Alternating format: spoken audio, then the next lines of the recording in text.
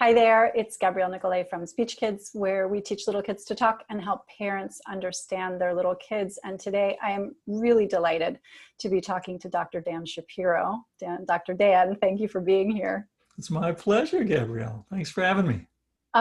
Dr. Dan is a valued resource and just all around sort of go-to source of a lot of information for both parents and clinicians like myself. But Dr. Dan, tell the good people who you are and what you do.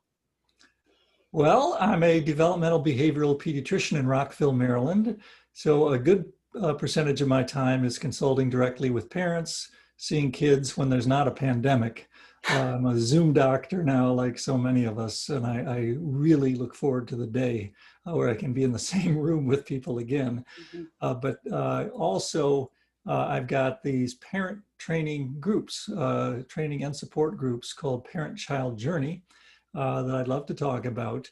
The idea here is to cut through the availability and affordability crisis in our field to make services available to parents. And it's been a pretty cool model with a pay what you can approach where parents who can pay more, we thank them very much. It allows parents who can't pay to access these programs as well. So we've got all different variations on themes with parent groups, and I'd love to talk more about that. I want to also, and we're going to get to that. I want to ask you though, what is the difference between a developmental behavioral pediatrician and a regular pediatrician, please? Well, I've been both. So the first part of my career, I did primary care, general pediatrics, the checkups and the ear infections and asthma and other issues that come up, the whole range of pediatric and adolescent medicine. So that's the generalist, your primary care provider. There are all sorts of pediatric subspecialties, as you all know: pediatric cardiology, pediatric nephrology, pediatric psychiatry, and there's pediatric development and behavior. And that's what I do now. So it's a subspecialty of pediatrics that's still pretty broad. Most of us see a lot of kids with autism, ADHD, learning disabilities, mood regulation problems, movement disorders, genetic syndromes. And it's our job to sort out what's going on when a child's development is different, when a child's behavior is challenging.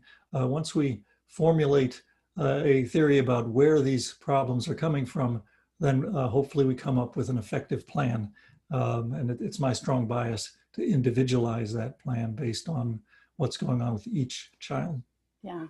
Now, it's interesting as you're talking, because a lot of times, certainly the clients who come to me, the families who come to me, the most obvious thing happening is, you know, my child's not talking, or my child is not talking clearly, right? So some variation of one of the other of those. But it's occurring to me, you know, are those people who should be seeing you first, or should they come and see me first and I should send them to you? How does that work in your mind?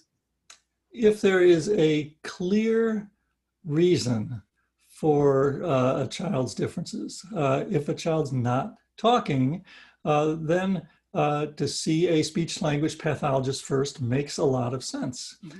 And a good speech language pathologist like yourself, a great one, will not just evaluate speech, but do some screening about general development. Any good clinician doesn't just look with blinders on. We should all be generalists at heart. You've got your deep expertise with speech and language, but you also have some broad expertise about development and behavior. So people like me count on people like you to screen. So if there is pretty much a speech language issue that's front burner, that's the core issue, and it's clear that's where the work should be done, then go for it, Gabrielle, and all you speech language therapists out there. But if there seems to be a bigger package, which there very, very often is, if there's a question about a child's social engagement, and could there be an autism spectrum issue? If there's a question about attention regulation, could there be ADHD along for the ride? Are there mood regulation issues? Could there be anxiety or depression? along with the speech language problem, et cetera, et cetera. Are there family issues where we need parents to get some support, a family systems approach? What about the school? Is that a contributing factor? Do we need to get some educators involved to help out there? And I could go on and on about possible coexisting conditions. Yeah.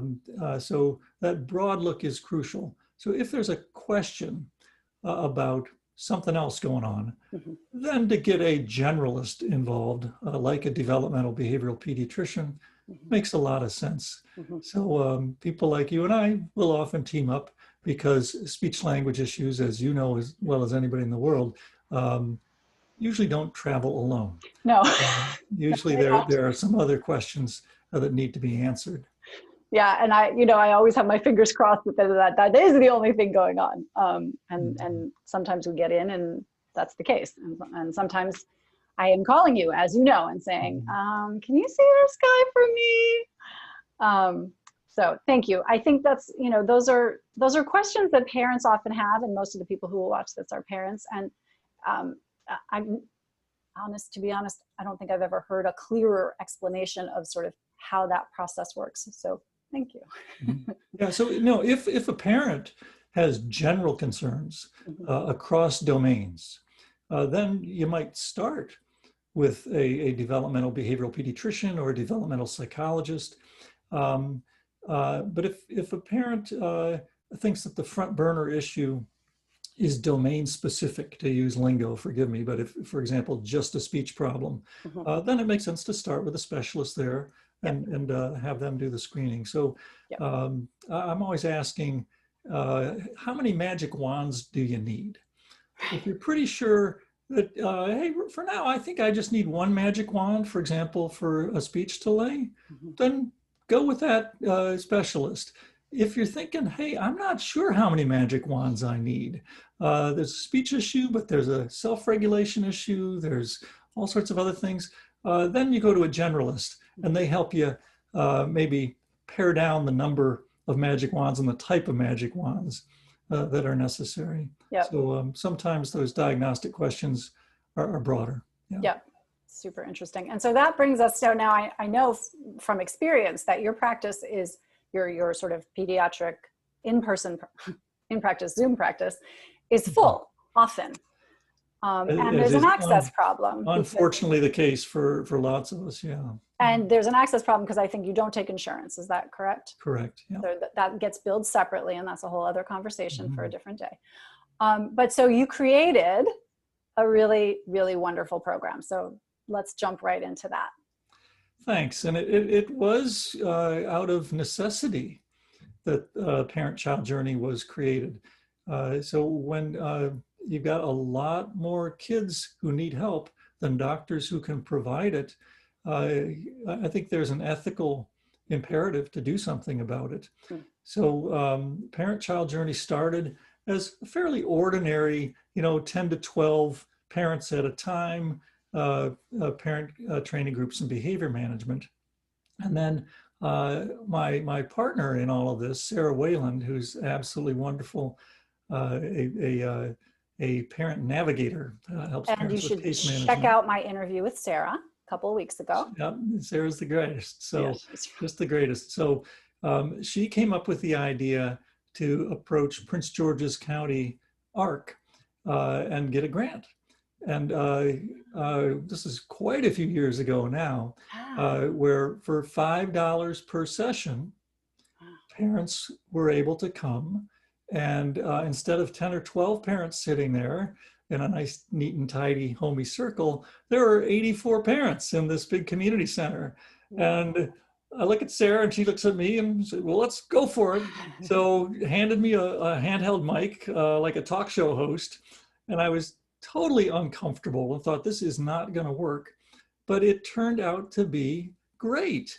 There was this buzz in the room. There was comfort in numbers.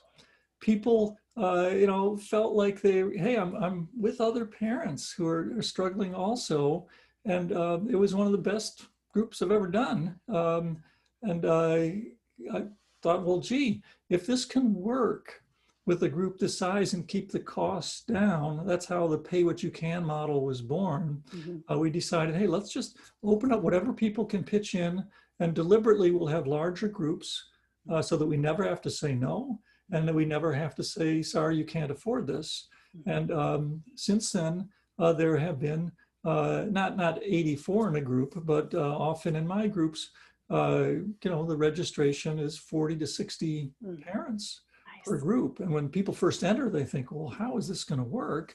But it turns out that people can have a lot of opportunity to interact with each other, ask questions of me, have breakout groups. And it's been a pleasant surprise, a very different model than I've seen elsewhere. But if we keep thinking, doing things the old way, one-on-one or even small groups, we're saying, no, we're pricing a lot of parents out. So I'm excited about it. And the next incarnation of this has been recording the content of the Parent-Child Journey program, which is an integrated 10-session program, very logical progression. I want to stop you there for just a second. Can you give, obviously you couldn't possibly give the whole program, but what's the arc? What's the gist? Yep. So the first mile, it's a river metaphor. I love, okay, theme. I'm going to stop you again. I'm sorry, but this program is beautifully constructed in its metaphorical reach. The book is beautiful. The artwork is beautiful. If you don't have this book, you should buy this book. Thank you. His word for it, take mine. Thank you. Anyway, okay. Proceed, please. And the artwork is amazing. Actually, my kids' math teacher, John Watkins Chow, is this extraordinary artist, as you'll see from the book. And we've got this cute little fable about two birds of a different feather, emphasizing the importance of appreciating developmental difference and how they kind of work out their differences and navigate this river, and what happens on. And each little vignette in the fable really serves as a metaphor for the lessons that are being taught for parents in each mile of the journey. So the first session is all about understanding where problem behaviors and problem situations come from. What is it about your child, and what is it about you as a parent? What is it about your family system? Even broader than that, the school, neighborhood, especially these days with racial justice issues, pandemic issues, on the West Coast, the environmental disasters. We don't exist in a vacuum. So a lot of parent programs treat children as if they live in solitary, but we're all embedded as human beings. So the assessment tool looks primarily at the child, but it does take a broader look. And what we do is ask, hey, what is it about this child that explains the problem situations and problem behaviors? That understanding guides management. And to be effective, we've got to individualize the approach. One size does not fit at all. So after we do that initial assessment, then we go through one tool at a time and talk about how to use that tool for your child. It's all about individualizing the approach. And that's the theme of the program. So we go through proactive strategies first, how to get out in front of problem behaviors, set the kids up for success. And then we also cover reactive strategies, what to do when things don't go well, when there are difficult moments, how to keep things from escalating, how to avoid being in power struggles. And then the program ends with a look up the road, how to do your own care coordination, thinking about the years ahead. So that's the 10-mile journey program. And then there's a separate set of programs that I call the excursions, which are special topics in raising your challenging child.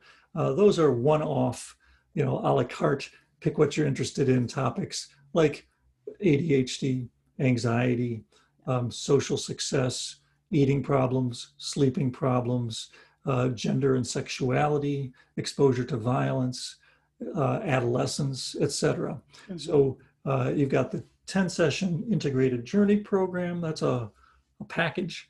And then you've got the pick what you're interested in excursions. And that's the whole platter. And when people come to your program, do their children already have a diagnosis or not? Or what's their status in that regard? It's a broad range. Mm-hmm. So many of the kids have a diagnosis or more than one diagnosis. Many of them don't and have challenging behaviors or challenging temperaments. Mm-hmm. And but it is geared for parents of challenging children. So this is the graduate level parenting course. There are some wonderful first line parenting courses out there for parents of typically developing kids, and many of them are absolutely wonderful. Yeah. This is really geared for parents whose children have special needs. Mm-hmm. And but all different ages. We get past chronological age pretty quickly to developmental age. And we don't make a sweeping generalization even about a child's developmental age, because they might be very advanced in verbal language or have very significant social emotional problems, or vice versa. So we talk about the developmental age in each domain, because so many kids have uneven profiles, advanced in some areas, delayed in others. And I say this all the time to parents, the problem comes when there are these big disparate developmental stages, because the child at some level is aware that they're really good at some things and really bad at others, and they can't quite bridge the gap. And that's where the challenging behaviors come from, as you know. And then parents are also at a loss because they're saying, well, actually the one I hear most often is, well, he could do it yesterday, right? Right. Yeah. So performance inconsistency, I couldn't agree with you more, Gabrielle, is one of the most misunderstood parts of all of this. It's as if kids are being blamed for their success. Hey, if you could do it yesterday, why can't you do it today? Pony up, come on. And if these kids could speak for themselves, they'd say, well, that's my problem. I have difficulty with performance consistency. And that's what I need help with. So it's not willful disobedience. It's not, trying to give you a hard time. It's not poor motivation. It's just a developmental difference that we want to help the kids overcome. One of the things that I really take in my practice, and we have a similar type group running also called Raising Orchids, that's very much sort of, I would call it Dr. Dan Light. But one of the things is, we are meeting the child, right?